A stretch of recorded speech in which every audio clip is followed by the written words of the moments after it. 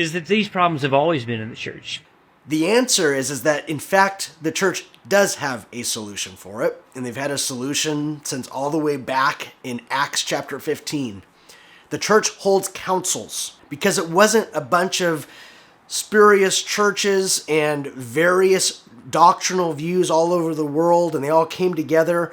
There was one church in one hierarchical structure wherein those churches, those bishops, could come together and did come together to fight these problems. Take the Second Ecumenical Council, okay, what's often called the First Council of Constantinople.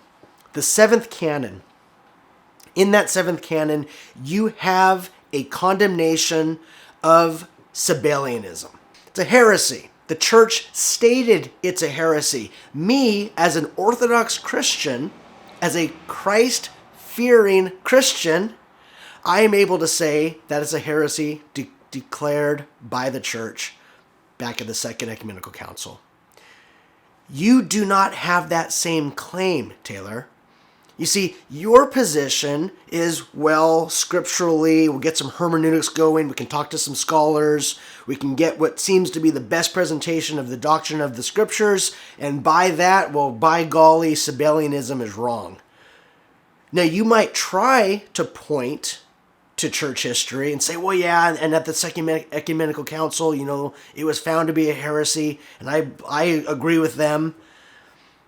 But at the same council, the church decreed that any person who's performing church acts outside of the authority of the bishop was doing something that was apostasy.